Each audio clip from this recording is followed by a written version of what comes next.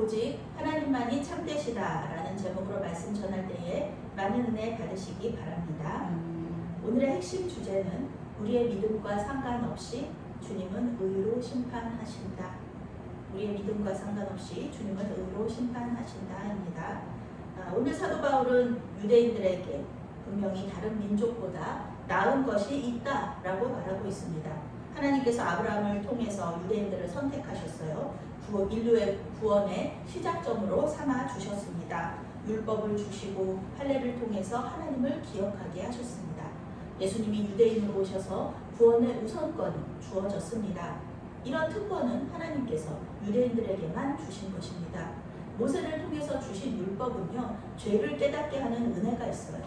내가 죄인인 것을 알아야 다음 단계인 회개로 나아가잖아요. 그러면서 주님을 바라볼 수가 있지 않습니까? 그런데 많은 민족이 법이 없어서 자신들이 죄인이라는 것을 알지 못했습니다. 물론 자기들 나름대로는 법이 있어요. 자기들이 만든 법이 있고요. 그 법을 지키면서 살기도 했어요. 그렇지만 하나님께서 만드신 법과 사람이 만든 법은요, 그게 비슷해 보여도 절대 비슷하지가 않다는 것입니다. 하나님께서 만드신 피조물과 또 우리 인간이 만든 피조물의 차이를 보면은 알 수가 있어요. 인간이 만든 피조물이 아무리 정교하고 아름답다고 할지라도 하나님이 만드신 피조물보다 더 아름답고 정교한 것은 없습니다. 우리 인간을 보면 알잖아요. 하나님의 형상대로 지음받은 우리 인간, 우리 사람이 아무리 대단한 과학을 발휘한다고 해도 우리 인간 같은 존재를 만들지는 못한다는 것입니다. 인간 자체가 하나님의 형상대로 지음을 받았기 때문에 우리는 하나님의 존재를 부인할 수가 없습니다. 원숭이가 진화해서 사람이 되었다, 이런 이론, 이것은 과학적으로 검증되지 않았습니다. 학교에서 진화론을 가르친다고 하면 그것이 그저 이론에 불과하다라는 것을 같이 가르치면서 강조할 필요가 있는 것입니다. 사도 바울은 유대인들이 하나님의 말씀을 맡았다, 이렇게 말하고 있습니다. 영어 성경은 하나님의 말씀이 유대인에게 전해졌다라고 번역하고 있습니다. 맡았다는 말은 원어로 순종하다, 믿다, 위탁하다라는 뜻입니다. 유대인들은 하나님의 말씀을 믿고 순종하면서 다음 세대에 그 율법의 말씀을 전수하는 그런 특권을 받았습니다. 이런 놀라운 특권을 그저 받았다, 내가 맡았다, 내가 믿는다에 그친다면, 그것에 머무른다면 유대인들이 다른 민족들과 다를 바가 하나도 없는 거예요. 나올 것이 하나도 없다. 하나님께서 특권을 주셨다면 그 특권에 따른 의무도 당연히 해야 하는 것입니다. 그런데 많은 유대인들이 이 특권은 누리고 특권에 대해서 굉장히 자부심을 가졌지만 이 의무를 행하지는 않았다는 거예요. 성경은 믿음으로 행한 사람들과 믿음으로 행하지 않은 사람들의 이야기로 가득 차 있습니다. 많은 유대인들이 하나님과의 언약을 깨뜨렸습니다. 아담과 하와부터 시작해서 예수님을 십자가에 못 박아서 죽인 그 모든 많은 종교 지도자들까지 그 언약을 깨뜨린 사람들이 굉장히 많아요. 그런데 그 언약은 여전히 유효하다. 왜냐하면 언약을 맺은 다른 쪽 당사자가요, 그 언약을 깨뜨리지 않았어요. 약속을 하면 나 그 약속 안 지킬래. 그러면 그 상대방도 그래? 그러면 나도 안 지키지. 이렇게 말하면 약속이 깨지는 거잖아요. 약속 안 해도 되는 거잖아요. 내일 우리가 11시에 만나자. 그렇게 둘이서 약속을 했어요. 그런데 한 사람이 나 내일 11시에 못 만나게 됐어. 그러면은 다른 쪽 한 사람도 그래? 그러면은 다음에 만나지 뭐. 그러면은 이제 약속이 깨지는 거예요. 그런데 한 사람이 나 내일 11시에 못 만나게 됐어. 그런데 다른 한 사람이 그래도 우리 어떻게 해서든지 만나자. 그렇게 얘기를 하면은 늦어도 좋으니까 내가 기다릴 테니까 꼭 나와. 이렇게 얘기하면은 그 약속은 깨지지 않는 겁니다. 그런 것처럼 그 한 사람, 나머지 다른 상대편이 그 언약을 굳게 지키고 있다면 그 언약은 깨지지 않는 겁니다. 사람은 언약을 깨뜨렸지만 하나님은 그 언약을 여전히 신실하게 지키시고 있다라는 것입니다. 그래서 우리가 하나님을 믿는 거죠. 우리 하나님은 변함이 없으시고 신실하신 분이십니다. 수많은 사람들이 하나님 없다고 얘기해요. 그런데 하나님 한 분이 나 있어, 나 존재해, 그렇게 말씀하신다 그러면은 하나님 존재하시는 거예요. 모든 사람이 신이 죽었다 이렇게 말한다고 할지라도 하나님 한 분이 나는 안 죽었어, 나는 지금도 살아있어 라고 말씀하신다 그러면은 하나님 살아 계신 겁니다. 기독교 2000년 역사 속에서 많은 사람들이 믿는 사람이건 안 믿는 사람이건 예수님을 기다리지 못하고 예수님 재림 없다 라고 말했어요. 그런데 예수님께서 재림 없지 않아, 나 다시 올 거야 라고 말씀하셨기 때문에 분명히 예수님은 다시 오신다는 것입니다. 아무리 많은 사람들이 하나님 말씀 거짓말이야, 하나님 있다는 거 거짓말이야 그렇게 얘기한다고 할지라도 하나님의 말씀은 거짓말이 될 수가 없습니다. 그래서 사람은 하나님이 될 수 없는 거예요. 사람은 약속 맨날 깨트리죠. 맨날 거짓말하죠. 그런데 하나님은 절대 약속을 깨트리시지도 않을 뿐더러 거짓말도 할 수 없으신 분입니다. 우리 예수님이 할 수 없는 것, 그것을 하시기 위해서 사람으로 오신 거잖아요. 우리 하나님이 할 수 없는 것, 그 중에 하나가 바로 죽는 것입니다. 우리 하나님은 죽지 않으셔요. 죽지 못하세요. 그런데 우리의 죄를 가져가시기 위해서는 어린 양으로 죽으셨어야 되거든요.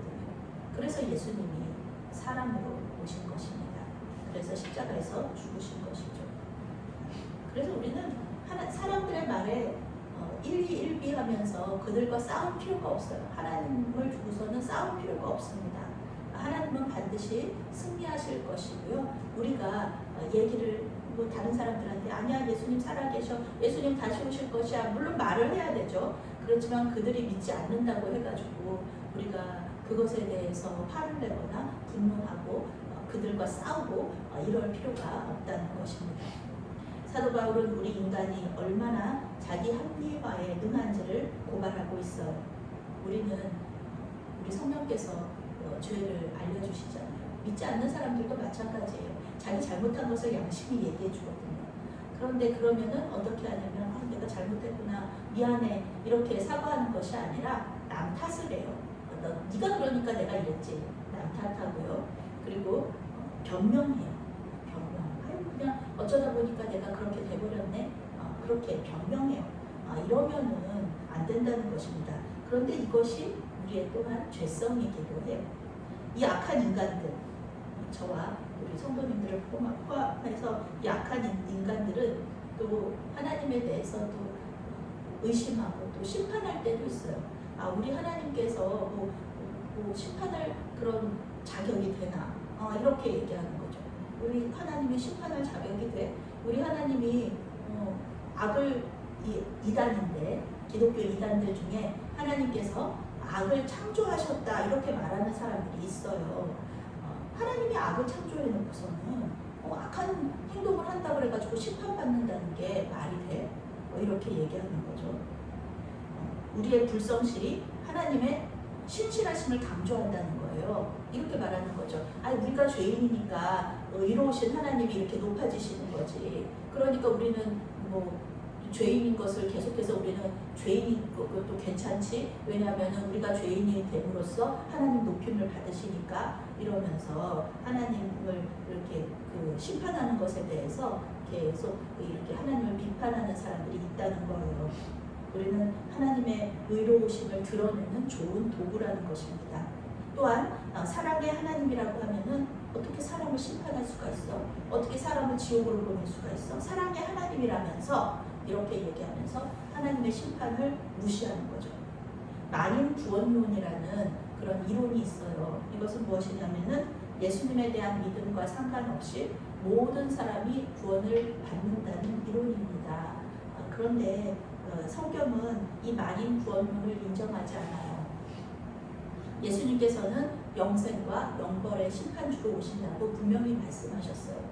모든 사람이 구원을 받고 모든 사람이 천국 간다 그러면 얼마나 좋겠습니까? 그러면 모든 사람들이 이 세상에서 하나님 말씀 잘 듣고 잘 믿고 그런 사람이라면, 그런 세상이라면은 이런 일이 있을 수도 있겠죠. 그런데 우리가 세상을 보면 알 수 있듯이 악마 같은 사람들이 많습니다. 악마 같은 사람들이 많아요.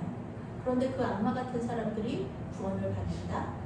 그거는 의롭지 않은 사람들마저도 그것에 동의할 수는 없다는 것이죠. 우리 믿는 자들이 말씀에 순종하고 예수님의 재림을 기다리는 것을 비웃는 사람들도 있습니다.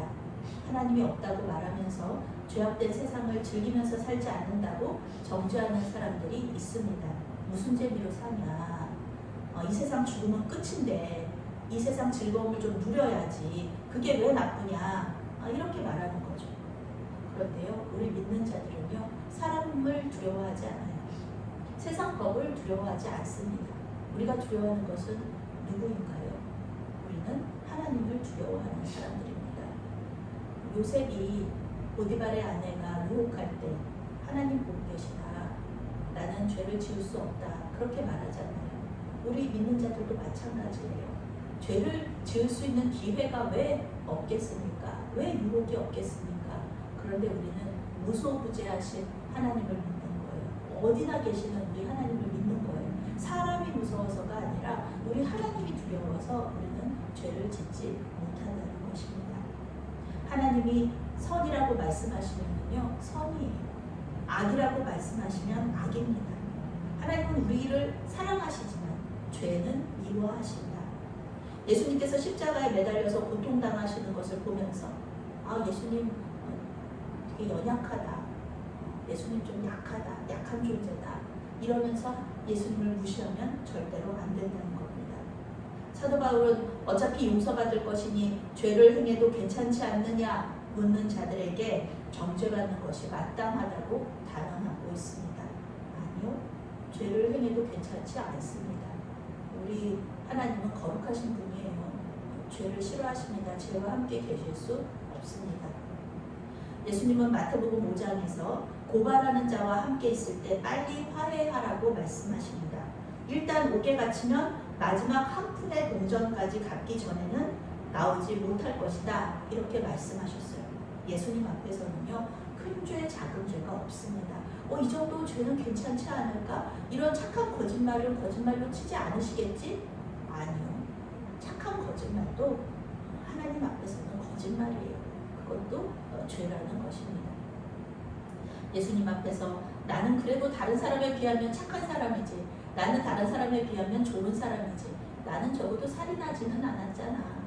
나는 적어도 다른 사람을 괴롭히거나 또 하나님을 믿지 않는 그런 죄를 짓지 않았잖아. 이렇게 말하면서 심판받을 이유가 없다고 말할 수도 있어요. 우리 안에 그런 죄성이 있거든요. 그런데요, 은근히 우리를 의로운 사람으로 생각하려는 이 경향, 이런 작은 눈에 보이지도 않는 것 같은 죄, 이런 교만함을 하나님께서는 다 알고 계시고 보고 계신다는 것입니다. 신앙생활 잘하고 어려운 사람 잘 돕고 대한민국 법 잘 지키면 이런 교만에 빠지기가 쉽습니다. 그런데 조금만 뒤돌아보면은 우리는 이 한 푼의 죄를 짓고 있다는 것입니다. 하나님께는 고사하고 이 사람에게 거짓말할 때가 얼마나 많은지. 감리교 운동을 시작한 존 웨슬리 목사님도요, 온 세상의 영혼을 내가 구원하고자 할지라도 고의적인 거짓말은 하지 않겠다라는 이 초대교회의 교부들의 말을 인용하면서요, 거짓말하지 말라고 얘기해요. 사도 바울은 탁월한 구약학자답게 전도서 7장 20절을 인용하면서 의인은 없나니 하나도 없다 이렇게 말하고 있습니다. 여기서 의인은요, 죄를 하나도 짓지 않았어요. 이 사람은 정말 죄를 하나도 짓지 않은 그런 절대적인 의인을 말합니다. 사람으로 이렇게 하나도 죄 안 지은 사람은 우리 예수님밖에 없습니다. 사람으로 오셨던 우리 예수님밖에는 정말 죄가 없는 사람 아무도 없다는 거예요. 하나님께서 불러주시지 않으면 우리는 하나님을 찾아올 수 없다는 겁니다. 우리는 우리가 스스로 이 수요 예배를 왔다고 생각해요. 수요 예배를 기억하고 우리의 자유의지로 수요 예배를 드리기 위해서 이 예배당에 왔다라고 생각하지만 그건 전혀 아니거든요. 하나님께서 우리를 예배당으로 불러주시고요. 그리고 모든 상황들을 우리가 예배할 수 있는 그런 상황으로 이렇게 만들어주시지 않았다면 정리해 주시지 않았다면 우리는 이 시간에 여기 나와서 예배할 수 없다는 것입니다. 사도 바울 시편과 이사야 말씀을 인용하면서 우리 인간이 얼마나 죄인인지를 다시 한번 말해주고 있어요. 우리 입에는 저주와 악독이 가득하고 그 발은 피 흘리는데 빠른지라. 우리의 말과 행동이 얼마나 하나님을 무시하고 이웃을 괴롭게 하는지, 이웃을 피 흘리게 하는지 말해주는 거예요. 그 결과 하나님과 이웃을 상처 주는 걸로 끝나지 않습니다. 우리가 악한 말을 하고요, 악한 행동을 하는 것은요, 그대로 우리에게 돌아와요. 우리 자신도 파멸과 고생길로 들어서는 겁니다.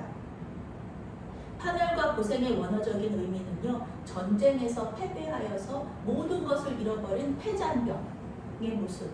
우리 영화나 다른 이제 사진 같은 거 보면 알잖아요. 다 잃어버리고 온몸이 만신창이가 돼서 집으로 터덜터덜 돌아갈 수밖에 없는, 그리고 집에도 아무것도 없어요. 가족들도 다 죽고, 이런 그런 패배자의 모습이 바로 이 패잔병의 모습이 바로 다른 사람, 하나님을 무시하고 그리고 이웃을 피 흘리게 한 사람의 결국이라는 것입니다. 평강의 하나님과 멀어진 인간의 실존적인 모습. 우리는 돌아온 탕자 비유 속에서도 이 사람을 볼 수 있잖아요. 아버지를 멀리 떠난 둘째 아들의 모습. 거짓골이 돼서 돌아오잖아요. 행복을 찾아 떠났지만 하나님을 떠나서는 절대로 행복할 수 없는 것이 바로 우리의 실존이라는 것입니다. 사도 바울은 하나님을 두려워하지 않는 사람의 결국이 바로 이러한 패잔병의 모습이라고 경고하고 있습니다. 우리는 때때로 우리 믿는 자들만이 아니라 하나님을 조롱하는 사람들을 만날 때가 있어요. 우리는 그러면은 그 사람들의 입을 막고 싶어요.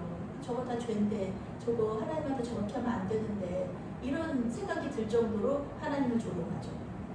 하나님이 악을 창조한 것이 아니냐, 그런데 왜 악을 행하는 사람을 심판하냐, 하나님이 선악과를 만들어 놓고서는 왜 아담과 하와가 따먹었다고 그 낙원에서 쫓아내느냐, 안 만들었으면 되지 않느냐, 이렇게 하나님의 심판에 대해서 오해하는 말들을 하는 사람들이 있다는 것입니다. 물론 우리 믿는 자들 안에서도요, 이것에 대해서 끊임없이 고민하고요, 또 변증하는 사람들이 있어요. 알고 싶어하는 사람들이 있습니다. 하나님의 심판에 대해서 의문을 가지는 사람들이 있어요. 그런데요, 이들의 의문은요, 믿음 안에서의 질문이잖아요. 이들은 정말 알고 싶은 거잖아요. 궁금해서, 정말 하나님의 뜻이 궁금해서 물어보는 거잖아요.